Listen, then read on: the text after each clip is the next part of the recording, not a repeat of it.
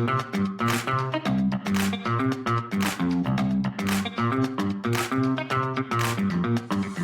listening to the Product Coalition podcast with Jay Stansell. This is where product mastery happens. This is where careers are made. Welcome to the Product Coalition podcast. Let's go.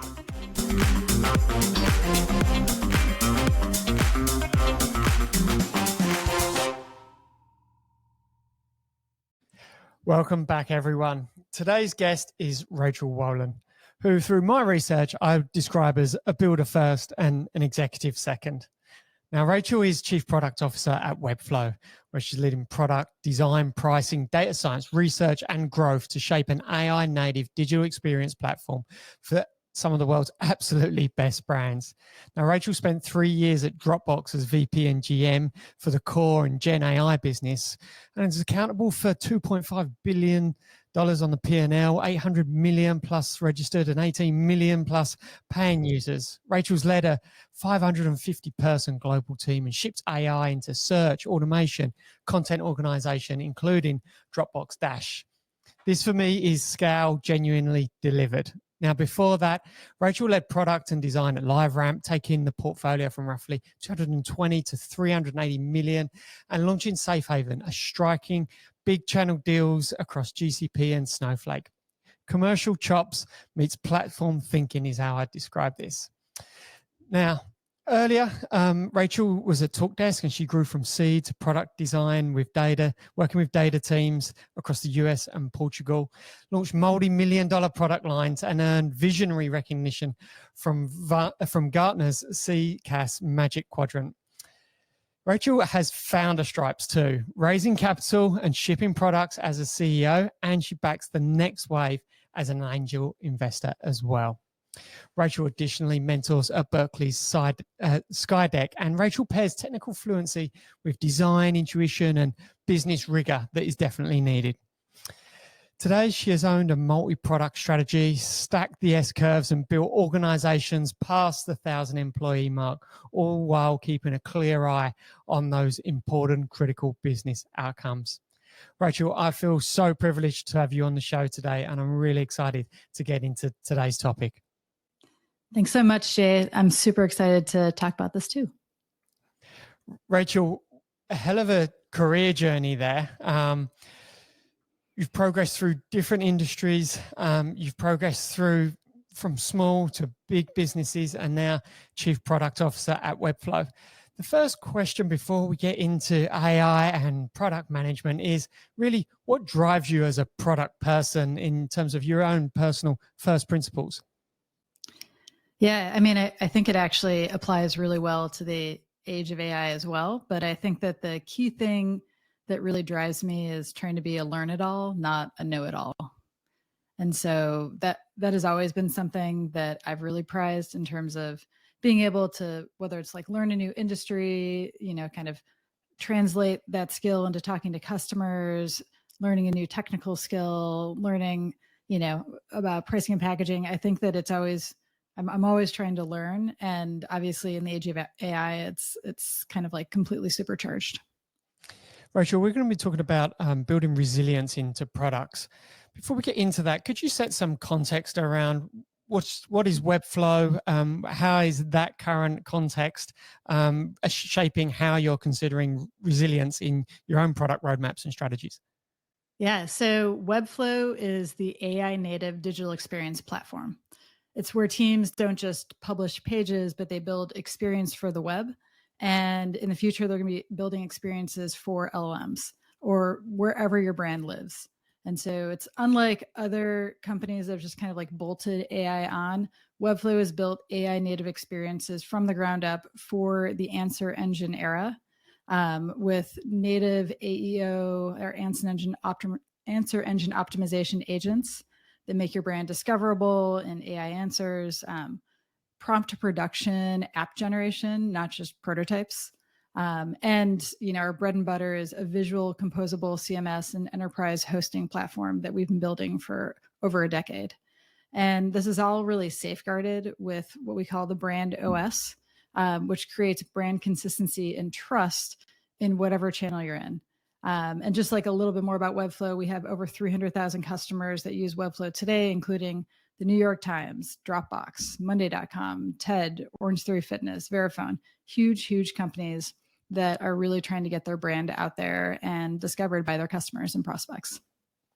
It sounds a lot bigger than a two-pizza team over on the product side. So as Chief Product Officer, could you give me a little bit of an org chart? Like, what are you managing and dealing with on the human personnel front right now? Yeah, I've got 100 people or so on my team. We've got several hundred people on the engineering side. And in terms of my org chart, I run product, design, data science, user research, analytics, pricing and packaging. So a lot of it just kind of like sits across the entire spectrum. And to me, this is like the perfect product portfolio. I think it's super fun to own this slice of the organization and get to work with these teams. Nice. I appreciate that. I think your context there is going to be incredibly important for the rest of the the rest of the conversation here. So, Rachel, first up from me is, how should product teams evaluate where to integrate AI features? Is it the typical take it into discovery and work it out, make sure you put a problem at the front, or are you using different tactics and approaches that we may not have heard of before?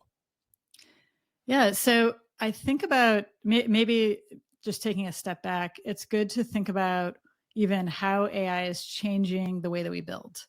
So, I think you kind of typically think about discovery and then design, and then you get into development, and there's probably some like sub steps in between.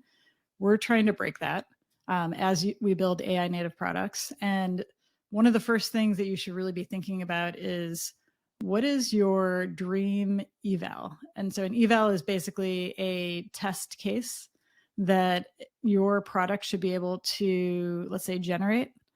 And then, a lot of that is like, okay, what would have to be true to work backwards from that?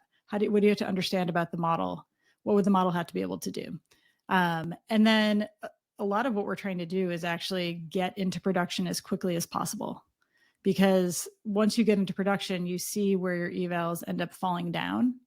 And it's more about trying to iterate the context that you're prompting the model with, trying to see how people are actually trying to prompt your product, and also trying to see where, somebody accepts, like in our case, that we're generating apps, we're generating UI. And so do they accept what we've generated, or do they reject it and not actually use it? And so at the end of the day, you're still solving a problem.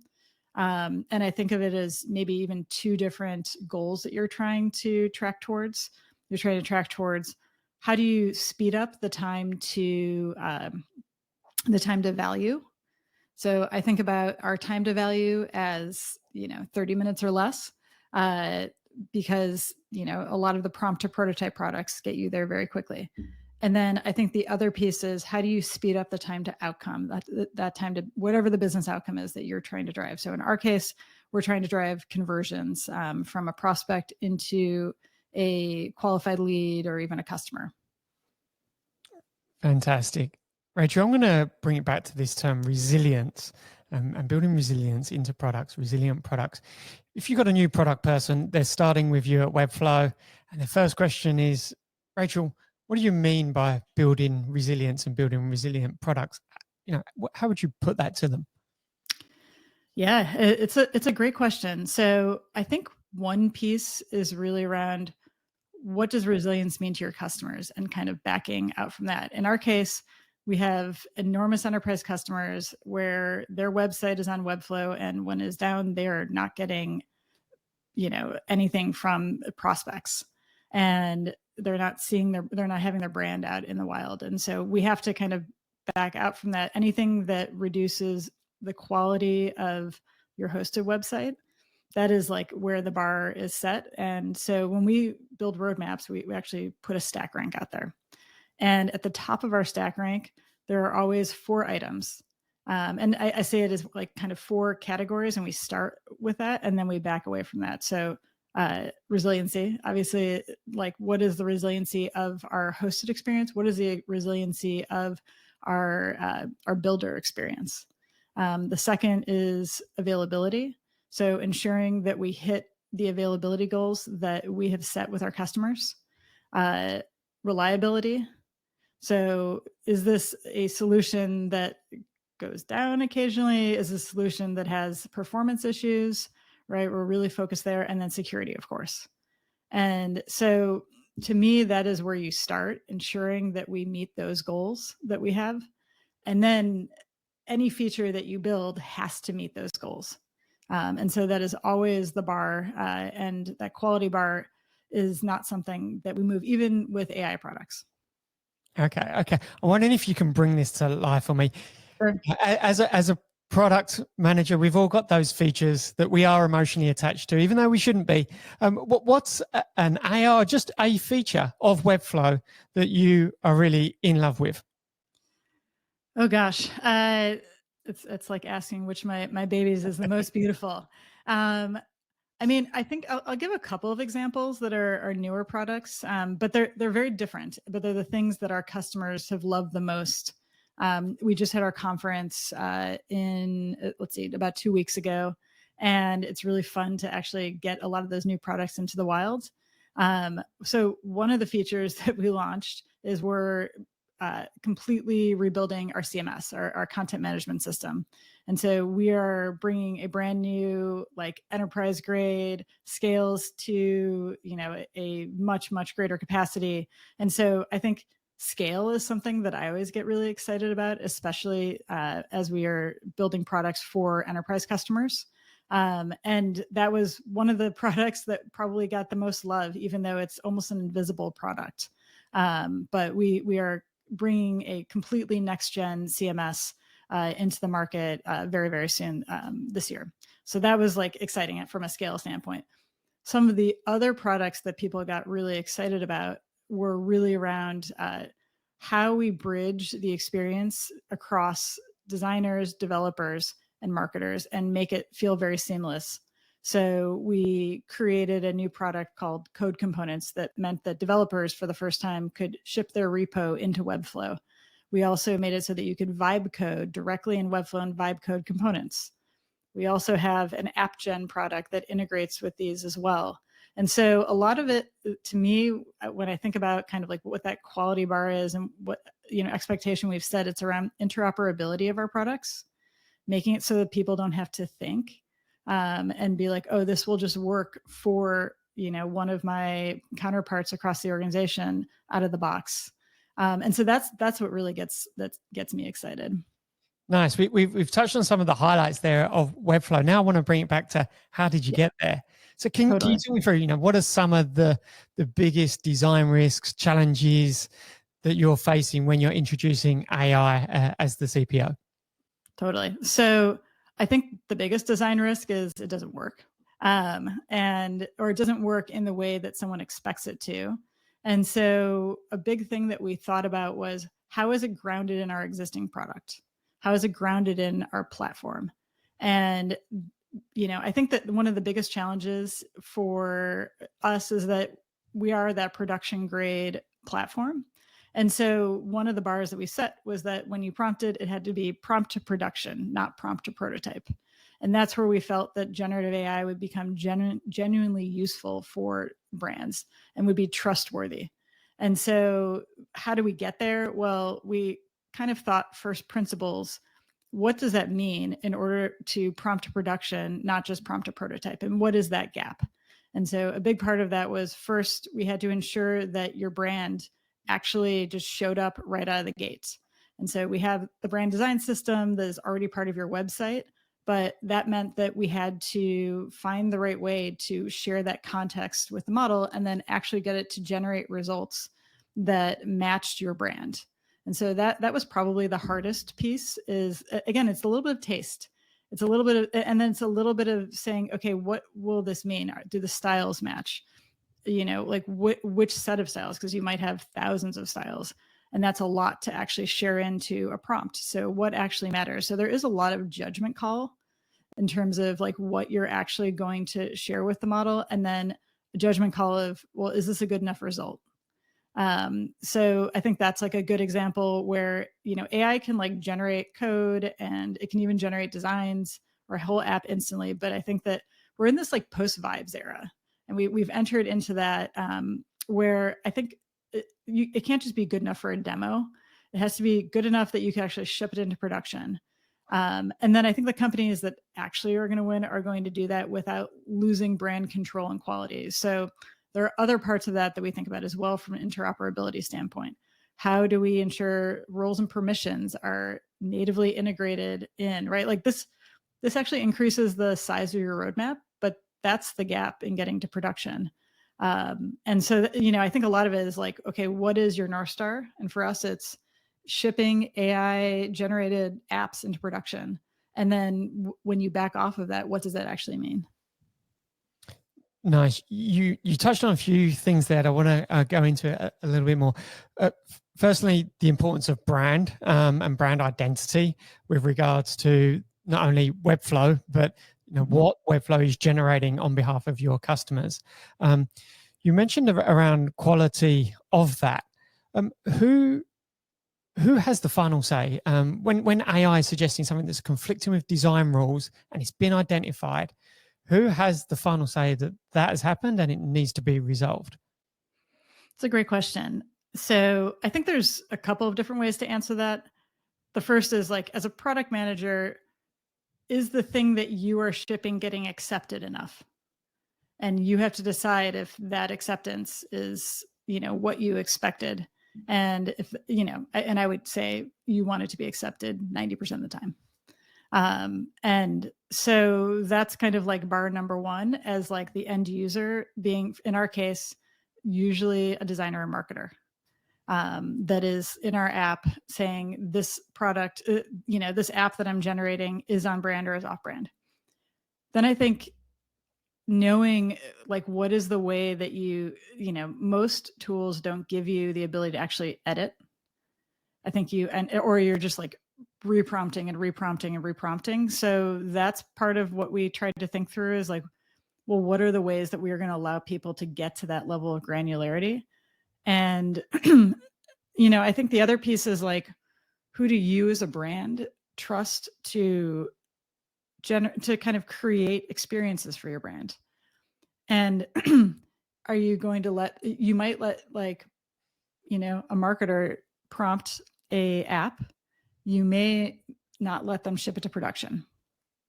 So again, I think a lot about roles and permissions in the case of a, like an enterprise grade platform that's using AI.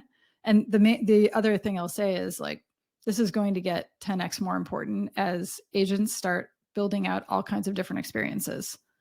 And so, who is actually generating that experience? Is it an individual? Is it an agent on behalf of an individual? Do you trust that? Will there be a human in the loop? I think for a lot of brands, they want that human in the loop, but they're going to have to generate thousands of experiences. It's, if you look at what has kind of happened and you sort of future cast out, I think we're following a very similar pattern to what happened in social, where you started with the facebook.com.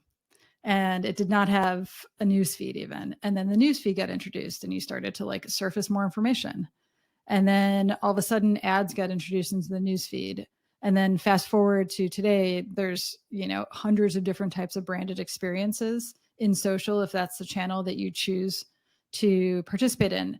And I think social oftentimes is saying like as an add-on channel, but search is not. Search is like the definitive channel that every single brand participates in. And so I think the key is that brands are trying to figure out how do they have a team and a grounding in their brand that actually makes it so that you can kind of like ship something to production. But again, it all comes back to roles, permissions, approvals. Like how have you set up a system that ensures that your brand is being represented in the world correctly? Nice. There's a piece that you spoke about there around the prompting, reprompting, etc. And the fact you're talking about a system, I've got to ask, because Webflow is huge. When you're as big as Webflow, how do you hedge vendor risk without doubling your infrastructure bill, knowing that you've got vendors that you're dependent on? How do you manage that risk? It's a great question. So one, we always have multiple vendors that we're using at any given time and can hot swap when there is, an outage, for example, in one of those vendors. In fact, one of those vendors had an outage the day before a keynote. So we were in the midst, you kind of have to build that resiliency. And I think this is a great question. The second piece is, and this is like a unique thing to model development, right? A new model, you don't know when a new model is going to come out. Nobody knows. And when that new model comes out, you want to go and test what I call your 10-star evals. So what is the dream eval that you want to go and see how the new model performs? And so that's almost like a vendor risk question as well, because you want to be able to ship the new model into production as quickly as possible, but then you also want to go and check quality and sort of know how it's going to impact adoption of your product, because you get a baseline, and then you're trying to decide, well, what are examples where, like, I'll give one example around like image gen. So one of the only models in town for a while was GPT-4o for image gen, right? It was very good at kind of taking context, whether it was a photo or some text context, and then generating an image. It was really cool. It felt like a magic trick. And then Nano Banana came out, and all of a sudden it had like 10x better results, but not for everything. It had 10x better results for photos when you're trying to like swap out a background.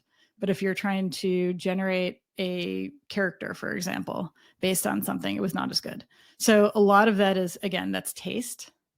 And that is the product manager and the product designer getting in there and being like, okay, what is this actually good at? And so as soon as you get your hands on a new model, I think one of the things you have to do is figure out like, what is the right way to prompt that model, which is going to be different than the way you prompted other models. And then go back and take your evals and try to run them through and like play with it. So there's a lot of aspect of like experimentation that happens, but you don't necessarily, what's interesting is you don't necessarily have to change your front end. So the user experience may remain the same, but you're deciding, you might have to change when you show a model and when you don't show a model. Right. Rachel, another part of resilience for me, and it's not as sexy as prompting and the tech part of what we plug into the pipes, is data privacy and governance, and all of that is all about integrity.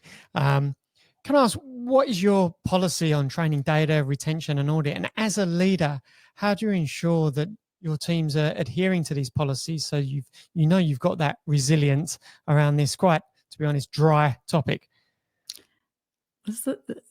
I think it's a fun topic because it's also another one of those, surface areas that is changing on practically a weekly basis, country by country. And so you have to really be thinking, again, it starts from a first principle. So in our case, we do not train on our customer data. That, like, full stop. We don't train on our partner data. And, if we were to change that in the future, we'd be very, very, very explicit about it. But we also have the benefit of having a lot of public data out in the world, because there are websites that are out there. And again, we're really trying to think through, how do we ensure that, number one, we are going to drive adoption of enterprise grade products. And part of that means that we're very, very thoughtful and careful about what we do with customer data. And so that is just a first principle that we start with. We obviously have security, privacy, legal teams that review all of our products at the point when you have a spec. We have built out custom GPTs for product managers to run their products through for each of those, just so you can get like early flags. We, obviously have lots of different checkpoints throughout the product development lifecycle to ensure that what we put out there is still adhering to that set of policies. And so that's really like key to me in terms of building enterprise grade AI products, which may be different than if you're just building a consumer product.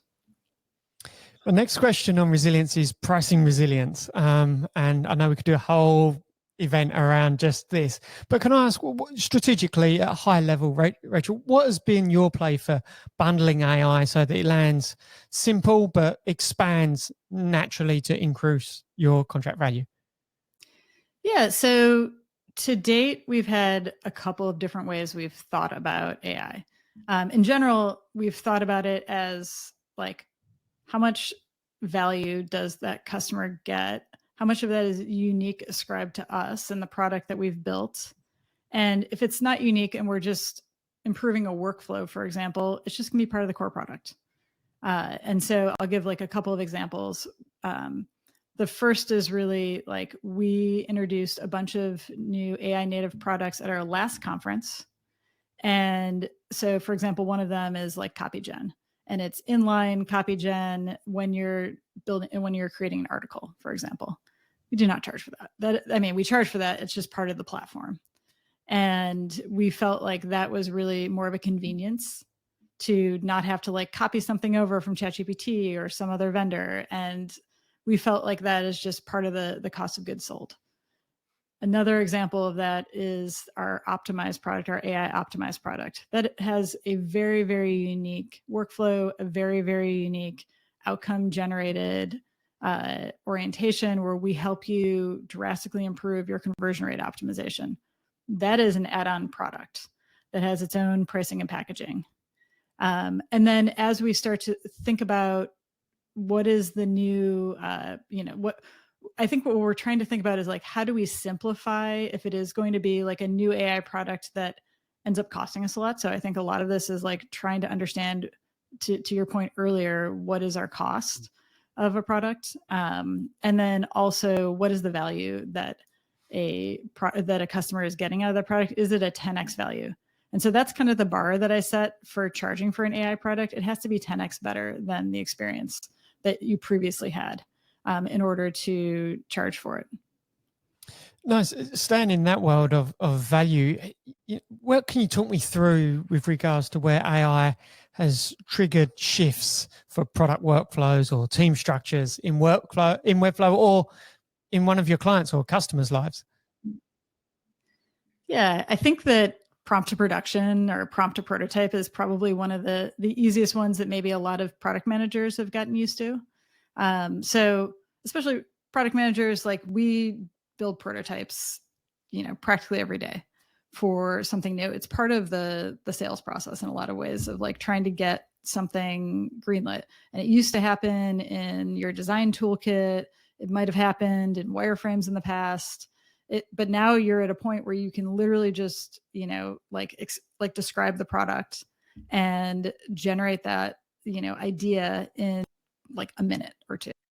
And so I think that is a place where the time to value in the build has gotten to be substantially smaller, just to the prototype, to be like, is this possible? Does this feel good? What would we have to go and explore from like a technical spike to actually get this to production? And so I think that was like the first wave of collapsing the build time. And I think a lot of companies have figured out how to harness, like driving value as well as capturing value off of that set of workflows. I think the next set of workflows that we're really focused on is prompt to production, which is the last mile. It's the 20% of things that are really hard to, it ends up being one people. And so the more that we can figure out ways so that you don't always have to pull in a person to do every single thing. I do think there's value for people, by the way. This is not like saying there's not going to be developers in the world. Like I am very convinced that this is just going to be an explosion of software and experiences rather than, I think it just really augments what you can actually do. And so the way that I think about capturing value on the back end is like that last 20% of the, again, this is like kind of the post vibes workflows that takes companies, I don't know, weeks, months to actually do. And so which of those are the most painful to stand up? Which of those can you actually start to carve out that is like a unique workflow that makes it just feel very, very easy to integrate. And so that's where I think there's like a lot of opportunity to capture value as well.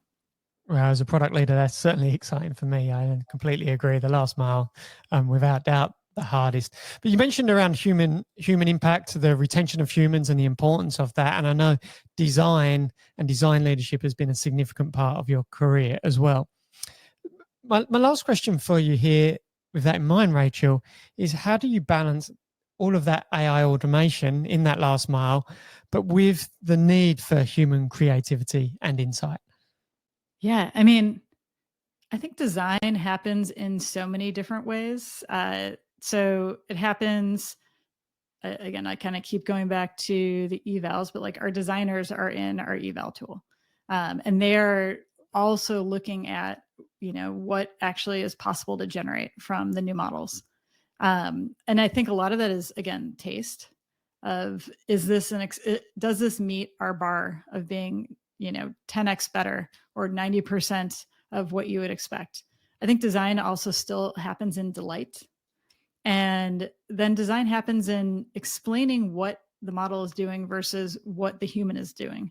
Thinking about, where do you want human in the loop? Where do you not need human in the loop? Start giving us like levers to go and test. And then at the end of the day, I think design is really about how a customer feels. And so being able to still create products where the customer feels in control, the customer feels like you trust the product that you're using. The customer feels, any number of emotions that you're striving for. But I think those emotional goals are as important, if not ever, in the age of AI. Your final points there. Sorry, just one more question for me here, Rachel, because you're talking there about differentiators. And so a question for you is, when you look ahead to the next 12, 24 months, what moat matters the most in this AI era for products like Webflow, do you believe? You spoke earlier about that time to delivery, that the developer velocity. We've got data, we've got distribution. What is the moat for you going forward? Yeah, I mean, look, I think that this is not just a moat for us, but this is a moat that every single product manager should be thinking about. And there's an adage that like first-time founders focus on product and second-time founders focus on distribution. I would say the same is true for product managers. Early stage PMs focus on like product features. Later stage PMs focus on how people will discover your product and what time to value looks like. And so I think the big new lever to focus on is answer engine optimization. And so we are obviously very focused on that. This is this new distribution lever, and every technologist needs to understand it. So just like a quick setup of what is AEO, I think we've just like exited the 10 blue links era of Google. And, I think the world of SEO was people typed 3 to 4 keywords into Google. And then AEO is where you basically get an answer, a direct answer back, a 23-word conversational query on average. And so that changes the distribution. And instead of users just visiting your site from that top of funnel, that first interaction with your product is going to be through an AI summarized answer. And so there's maybe like 3 things that I would encourage every product manager to think about in this new era, because we're going from maybe 1 to 10% of your traffic coming from AEO, and I would bet you're at 50% by the end of next year. And so that's the wild change. And so there's maybe a couple of things. I think a lot of PMs probably think about like the Amazon PR FAQ, for example. I want all PMs to think about, what is your AEO FAQ? And so if SEO was about ranking and you're kind of like, that's marketing's job, a PM should ask at the beginning of a product, what are my top 20 questions that a prospect or user is going to ask before, during, or after using my product? And then partner with product marketing and support to systematically publish clusters of answers, not just like a one-off blog post, but make your product discoverable early in the journey, not just at the point of purchase.